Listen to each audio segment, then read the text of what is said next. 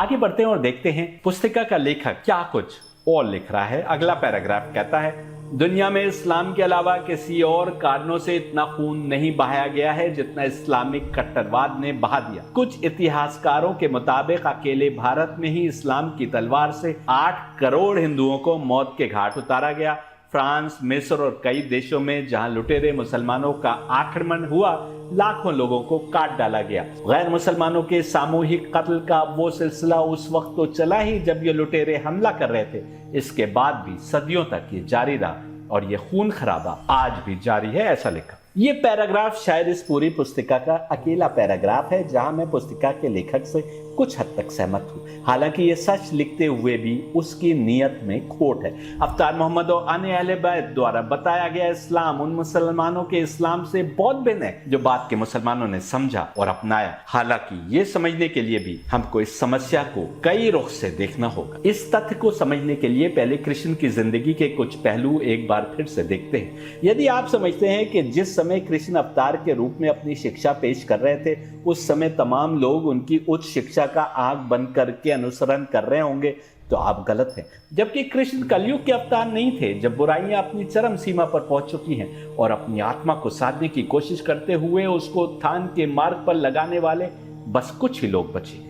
हम जब पुराण पढ़ते हैं तो साफ हो जाता है कि कृष्ण के समय के अधिकांश लोग उनके दिव्य रोल को पहचान पाने में असमर्थ थे। आप में से कुछ लोग कह सकते हैं कि यह मुमकिन नहीं है। जब करोड़ों लोग आज कृष्ण के लिए बहुत आदर भाव रखते हैं तो ये कैसे मुमकिन है कि स्वयं उनके समय में लोग कृष्ण के मार्ग को नहीं समझ पा रहे थे। आदर भाव तो आई लव मोहम्मद लिखने वालों के दिलों में भी है, लेकिन क्या वो मोहम्मद की शिक्षा पर चल रहे हैं? सत्य यही है कि कृष्ण के समय में उनके मार्ग को अपनाने का अर्थ था अपने पहले के जीवन में बदलाव लाना। बाप दादा से मिली बहुत सी मान्यताओं और धर्म के गलत समझे हुए उसूलों को तर्क करना और जिंदगी में अधिकाधिक सात्विक जीवन व्यतीत करना। परमात्मा और एक खुदा में इस तरह रमे रहना कि दुनिया के तमाम काम केवल उसको समर्पित करके ही करें। कृष्ण स्वयं कहते हैं कि उनके समय के लोग धर्म के नाम पर कुछ रस्में निभाने के अतिरिक्त केवल विभिन्न प्रकार के मनोरंजन में अपनी जिंदगी व्यतीत कर रहे थे। क्या ये सब करते हुए कृष्ण के मार्ग पर आना मुमकिन था? नहीं, बल्कि इस सब को तर्क करके कृष्ण के मार्ग को अपनाना था। जून 2025 से गीता सार के नाम से जो सीरीज शुरू हुई है उसमें हम आपको दिखा चुके हैं कि कैसे कृष्ण के आसपास के लोगों ने उन पर रत्न चोरी का आरोप लगाया। उनके सबसे करीबी मित्र भी जम्बावत की गुफा में उन्हें अकेला छोड़कर भाग गए और एक समय आया कि अनगिनत राजाओं ने एका करके अपनी सेनाओं को कृष्ण और उनकी शिक्षा का गला घोटने हेतु महाभारत के युद्ध में भेज दिया। इस धर्म युद्ध में कृष्ण की यदि पराजय हो जाती तो ना आज गीता होती और ना उनकी शिक्षा। ठीक वैसे जैसे यदि बद्र के युद्ध में अवतार मोहम्मद कत्ल हो गए होते तो ना तो कुरान होता, ना मुसलमान और ना अल्लाह की इबादत करने वाले। केवल चौसर के खेल का ही उदाहरण देखिए। खेल में ना केवल सारी धन दौलत दांव पर लगाई जाती थी बल्कि स्वयं की पत्नी तक को दांव पर लगा दिया जाता था। क्या इससे साबित नहीं होता कि उस जमाने में भी जिस राज दरबार में एक बेसहारा नारी के वस्त्र उतारे गए उसमें द्रोणाचार्य और भीष्म पितामह जैसे गुरु और पंडित मौजूद थे। बहुत से अन्य ब्राह्मण भी यकीनन रहे होंगे, लेकिन किसी ने आपत्ति नहीं दिखाई।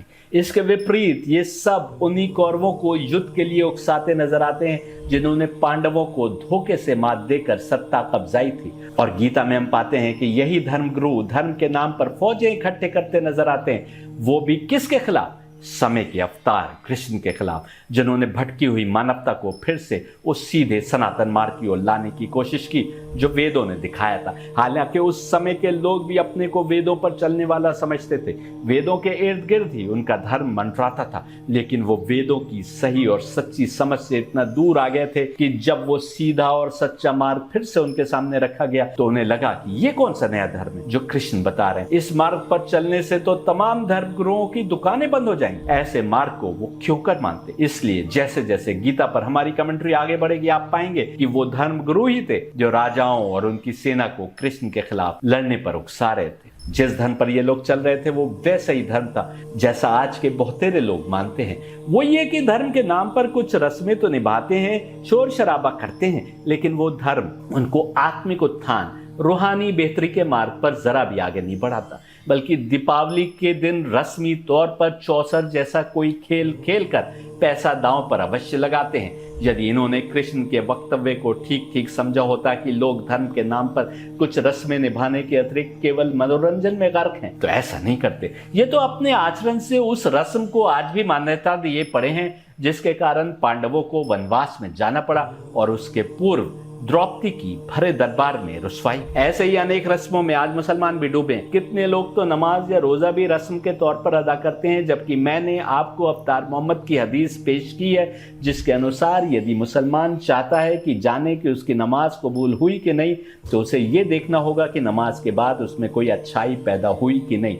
यानी हमारा हर कर्म यदि वो अल्लाह और उसके डिवाइन क्रिएशन प्लान को याद रखते हुए किया जा रहा है तो वो इबादत है, और यदि वो करते समय हमारी आत्मा दुनिया की चिंता में है तो वो कर्म दुनियावी कर्म है। ये बात केवल इबादत पर लागू नहीं होती, बल्कि हम अपने व्यापार या जॉब को, बीवी या बच्चों के लालन पोषण को, मित्रों और समाज में रिश्ते निभाने को, सबको इबादत बना सकते हैं यदि डिवाइन क्रिएशन प्लान को याद रखते हुए ऐसा कर रहे हैं। यदि अल्लाह के लिए उसकी कुर्बत हासिल करने की नीयत, उससे करीब होने की नीयत से हम ऐसा कर रहे हैं। बहुतेरे मुसलमान वर्षों नमाज पढ़ते रहते हैं परंतु उनके चरित्र में कोई बदलाव नहीं आता।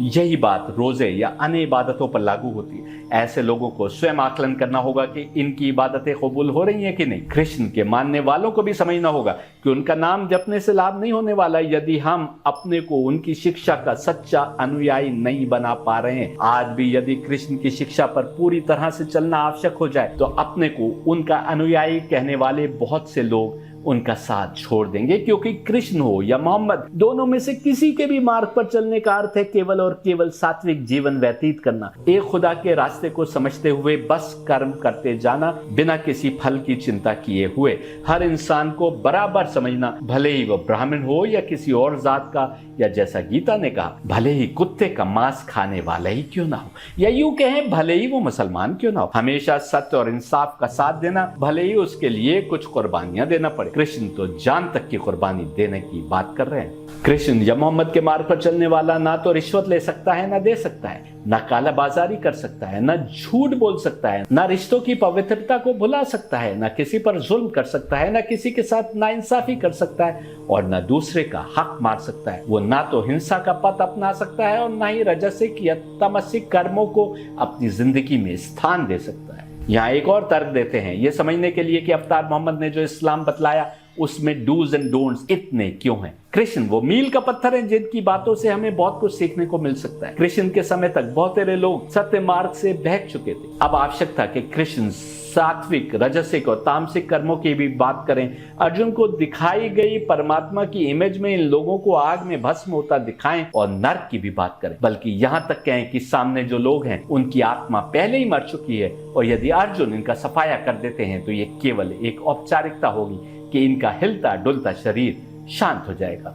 अवतार मोहम्मद, जैसा हम बता चुके हैं, कलयुग के अवतार थे। जब आत्माएं गिरावट के उस कुएं में पहुंच चुकी थी कि अब उनका बाहर निकलना बहुत कठिन था। ये तो अहलुल बैत की शिक्षा की शक्ति और प्रभाव था कि एक बार फिर से अनेक लोगों ने सात्विक मार्ग अपनाया, जिसका असर हमें काफी समय तक देखने को मिलता है। बहुत सारे लोग उसी प्रकार अवतार मोहम्मद के मार्ग को नहीं समझ पाए जैसे कृष्ण की शिक्षा को नहीं समझ पाए थे। वो इसलिए क्योंकि जैसा मैं बताता आया हूँ, गीता या कुरान की शिक्षा को समझने के लिए आत्मा का पाकीज़गी की किसी मंजिल पर होना आवश्यक है।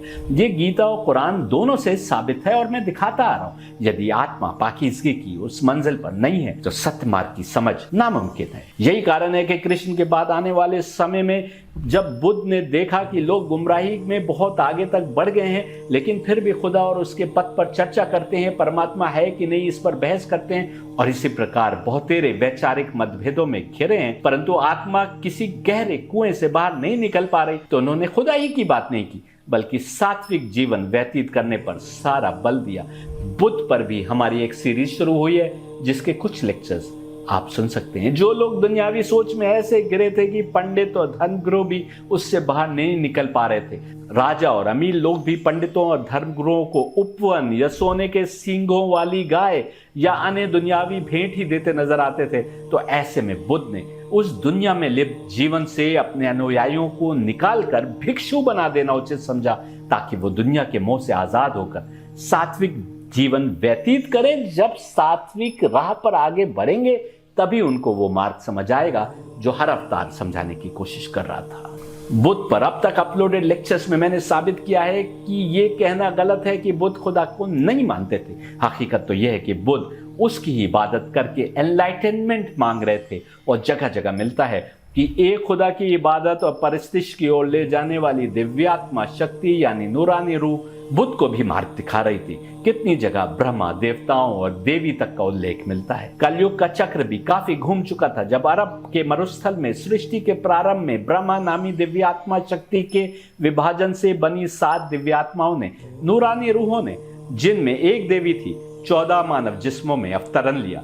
ये नूरानी हस्तियां अहल बैत कहलाएं, जिनके 7 ही नाम थे। अब ये एक बड़ी घटना थी कि तमाम की तमाम नूरानी रूहें, दिव्य आत्माएं एक के बाद एक नवजात बच्चों के रूप में मानव शरीर में अवतरित हों, ताकि बड़े होकर वो शरीर इंसान की हिदायत और रहनुमाई करे। ये इतनी ही बड़ी घटना थी कि प्राचीनतम ग्रंथों जैसे वेद तक ने इस समय की भविष्यवाणी बहुत ही विस्तार से कर दी थी। ऐसे समय में जब तमाम नूरानी रूहें एक ही स्थान पर अवतरित हुई थी, तो ऐसा कैसे हो सकता है कि जुल्मत यानी तमस ने अपनी तमाम कोशिशें न लगा डाली हो नूरानी ताकतों द्वारा दी गई शिक्षा को रौन देने के लिए। जिस प्रकार कृष्ण की शिक्षा को कमजोर करने के लिए जुल्मत ने अनेक राजाओं को एकत्रित कर दिया था, ऐसे ही अवतार मोहम्मद ने अपनी शिक्षा देना प्रारंभ किया तो जुल्मत ने तमाम ताकतों को लगा दिया कि उस शिक्षा को प्रारंभ में ही कुचल डालें या इतना कमजोर कर डालें कि उससे कम से कम लोग असर ग्रहण करें। और पैगंबर मोहम्मद के बाद खुद मुसलमानों के अंदर ऐसे लोगों को पैदा कर दिया कि जो उनकी ही शिक्षा को उपहासपूर्ण बनाकर पेश करने में लगे थे। ये याद रखने की बात है, क्योंकि इस जमाने में जब एक बार फिर हकीकतें जाहिर होने को हैं और सत्य मार्ग एक बार फिर प्रदर्शित होने को है, जुल्मत एक बार फिर अपने तमाम दांव ना लगाए, ऐसा कैसे हो सकता है। जुल्मत ने अपने तमाम हथकंडे लगा दिए कि अवतार मोहम्मद के खिलाफ लोगों को एकजुट कर सके। अवतार मोहम्मद और अली ने क्या कुछ कुर्बानियां नहीं दी थी कि अल्लाह की इताअत और बंदगी की ओर लोगों को लाने का मार्ग प्रशस्त करें, और इसके लिए नमाज को अल्लाह से करीब होने का एक माध्यम बताया था। उसी नमाज में, जुमे की नमाज के खुतबे में 70,000 मस्जिदों के मिंबर से अब अली को बुरा भला कहा जा रहा था। पैगंबर मोहम्मद के जाने के मात्र 30 साल के भीतर कई दशक ऐसे गुजरे जिनमें अवतार मोहम्मद के बारे में कुछ भी लिखने पर पाबंदी थी। ये कहीं और नहीं हो रहा था, बल्कि उनके हाथों से हो रहा था। जो अपने को मुसलमान कहते थे, बहुतेरे अपने को सहाबी रसूल कहते थे, यानी उन्होंने अपनी आंखों से रसूल को देखा था। अली और उनके पुत्रों, हसन और हुसैन के साथियों और दोस्तों को विभिन्न बहानों से चुन चुन कर मार दिया गया। हसन और हुसैन पैगंबर मोहम्मद के वो चहीते नवासे थे जिनको अपने कंधों पर बिठाकर पैगंबर को मदीना की गलियों में देखा जाता रहा था, और जिनके लिए पैगंबर मोहम्मद ने कहा था कि ये दोनों जन्नत के युवकों के सरदार हैं। हम दिखाते आए हैं कि हसन और हुसैन ही वेदों के अश्विन या अश्विनों हैं। हालात यहाँ तक पहुंचे कि अवतार मोहम्मद के देहांत को बस 50 ही वर्ष गुजरे थे कि उनके परिवार के अधिकतर मर्दों को, जिसमें उनके नवासे हुसैन भी शामिल थे, अपने साथियों समेत 3 दिन का भूखा प्यासा शहीद कर दिया गया। शहीद करने वाले भी अपने को मुसलमान ही कह रहे थे, जो नमाज भी पढ़ते थे और मोहम्मद के नवासे का सिर सिजदे की हालत में तन से जुदा भी करते थे। क्यों? क्योंकि दुनिया में आत्मा को गर्क कर दिया था, रूहानियत की सीढ़ी पर फिसल गए थे और दुनिया की चाहतों में अब सही और गलत की तमीज खत्म हो गई थी। जिस अंधेरे में आत्माएं थी, जब पैगंबर मोहम्मद ने अपनी शिक्षा फिर से पेश की थी, आगे बढ़ने की कोशिश खत्म हुई तो आत्मा के नीचे फिसलने का सिलसिला एक बार फिर शुरू हो गया। पता भी नहीं चला और आत्मा दलदल में पहुंच चुकी थी। यही कारण है कि कुरान ने कहा था कि जब तुमको अच्छे और बुरे दोनों रास्ते बता दिए गए थे तो तुम वो मुश्किल चढ़ाई क्यों न चढ़े जिसके आगे तुम्हारी बेहतरी थी। और अली ने कहा कि यदि तुम्हारे 2 दिन एक समान गुजरे तो मौत की तमन्ना करो। 2 दिन एक समान गुजरने का क्या अर्थ है? क्योंकि आत्मा का मकसद है पाकीज़गी के मार्ग पर बढ़ते हुए परमात्मा से एक हो जाना। यदि दूसरे दिन भी पाओ कि आत्मा उसी स्थान पर है जहां पिछले दिन थी, आगे बढ़ना खत्म हो जाए, तो तुम उस मकसद को पूरा ही नहीं कर पा रहे जिसके लिए आत्मा को दुनिया में भेजा गया। ऐसे में तुम बेकार ही दुनिया में समय व्यतीत कर रहे हो सकता है तुम्हारी आत्मा रोज बरोज नीचे फिसल रही हो और तुम लंबी जिंदगी की कामना कर रहे हो। क्या फायदा उस लंबी जिंदगी का जब तुम्हारी आत्मा क्यों जिस्म में आई, उसके पर्पस को ही तुम भूल चुके हो। जान लो कि आत्मा की गिरावट का एक लेवल ऐसा है कि समय के अवतार कृष्ण को कहना पड़ा कि सामने खड़े लोग पहले से मरे हुए हैं। अब अगर अर्जुन उनको कत्ल करेंगे तो केवल औपचारिकता होगी कि आत्मा ने जिस्म त्याग दिया, क्योंकि उन लोगों की आत्मा तो पहले ही मर चुकी है। और कुरान ने भी ऐसे लोगों के लिए कहा कि ये अंधे, गूंगे, बहरे हैं, ये मरे हुए लोग हैं, यानी इनकी आत्मा मरी हुई है, अब हिदायत इन तक नहीं पहुंच सकती। याद रखो कि विभिन्न जमाने के अवतारों ने ऐसी आत्माओं को जिस्म से मुक्त कर देने के लिए काम किया। मरी हुई आत्माओं को, चाहे कृष्ण हो, दाऊद और सुलेमान हो या मोहम्मद हो, जो कोई भी हमलावर हुआ और जिसके अंदर ऐसी आत्माएं थी जिनमें जरा सी भी अब रमक यानी चिंगारी बाकी नहीं रह गई थी कि वो हिदायत को कबूल करें और ऊपर उठे, उनको जिस्मों से मुक्त कर देना ही बेहतर था। पर यह डिसीजन हम और तुम किसी के लिए भी नहीं ले सकते। अपनी आत्मा को बेहतरी के मार्ग पर नहीं लगा रहे तो फिर जीवन व्यर्थ ही गंवा रहे हो। कितनी दौलत तुमने इकट्ठा की, कितना एंटरटेनमेंट में जिंदगी गुजारी, इस सब से तुमको क्या लाभ होना है? सब कुछ इसी दुनिया में रह जाना है और तुमको चुपके से दुनिया छोड़ के अगले सफर पर निकल जाना है। वो सफर किस डायरेक्शन में होगा ये निर्भर करेगा तुम्हारे कर्मों पर जो तुमने इस दुनिया में किए और उन कर्मों के नतीजे में तुम्हारी आत्मा की पाकीज़गी के लेवल पर जब उसने तुम्हारा जिस्म छोड़ा। पैगंबर मोहम्मद ने भटकी हुई इंसानियत को सात्विक कर्मों के मार्ग पर लगाने की कोशिश की थी। उनकी ही शिक्षा का नतीजा था कि मुसलमान आज भी इबादत करने से पहले कुर्बतन इल्लाह की नियत करता है, यानी अल्लाह से करीब होने की नियत, आत्मा को परमात्मा से करीब करने की नियत। लेकिन यदि दिल और दिमाग से करीब होने की नियत नहीं हो तो फिर वही इबादत महज एक रस्म बनकर रह जाती है। मुसलमान भी धर्म के नाम पर अंजाम दी जाने वाली रस्मों में डूबते चले गए, ठीक वैसे जैसे कृष्ण के समय में भारतवासी धर्म के नाम पर बस कुछ रस्में अंजाम दे रहे थे और उस धर्म को भूल चुके थे जो उनकी आत्मा को पाकीज़गी की मार्ग पर आगे बढ़ाता है और जिसके फलस्वरूप कोई इंसान बेहतर इंसान बनता है। करबला में हुसैन की शहादत के बाद जो पैगंबर मोहम्मद के दुनिया के जाने के मात्र 50 सालों के बाद हुई थी, हालात यहां तक पहुंच गए कि अहले बैत का अधिकतर जीवन कैद में या नजरबंदी में गुजरा। जहां मौका मिलता उन्हें भी किसी न किसी बहाने से जहर देकर शहीद कर दिया जाता है। इस तमाम दौर में मुसलमान फौजें जिहाद के नाम पर सरहदों के पार सरहदें बना रही थी। गुलाम, औरतें और दौलत के अंबार मुस्लिम हुकूमत को और अधिक ताकतवर और दौलतमंद बना रहे थे। लेकिन अब ये मोहम्मद और अन्य अहल बैत का इस्लाम नहीं था। हालांकि सब कुछ मोहम्मद के नाम पर हो रहा था, लेकिन उनकी शिक्षा के असली वारिसों के लिए अब सियासत और इक़्तिदार में कोई जगह बाकी नहीं रह गई थी। केवल बिकाऊ मौलवियों को ही मस्जिद की इमामत मिलती थी ताकि वे खलीफा के मन मुताबिक खुतबा दे सके। सियासत की दहलीज पर सिर झुकाने वाले ही काजी बनते थे और सबसे बेरहम इंसान फौज के सरदार। आप प्रश्न कर सकते हैं कि इतनी बड़ी इस्लामी हुकूमत में क्या तमाम मुसलमानों ने अपना दीन बेच दिया था? उत्तर मैं एक उदाहरण से देता हूं।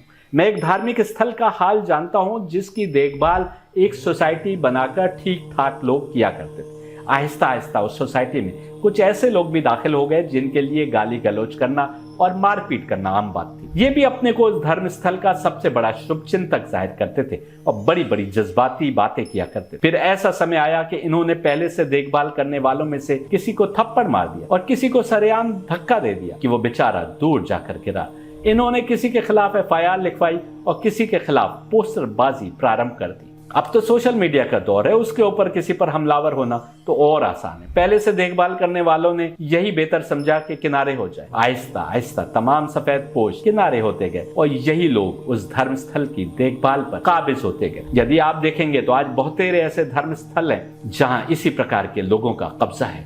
जो लोग बात बात में गालियां देते हैं, धर्म का उन्हें जरा भी ज्ञान नहीं और धार्मिक स्थलों और वक्फ को बेचने में लगे, ऐसे लोग आज अपने को धर्म का ठेकेदार और बड़ा जानकार दिखा रहे हैं। यहां तक कि किताबें भी लिखने बैठ जाते हैं।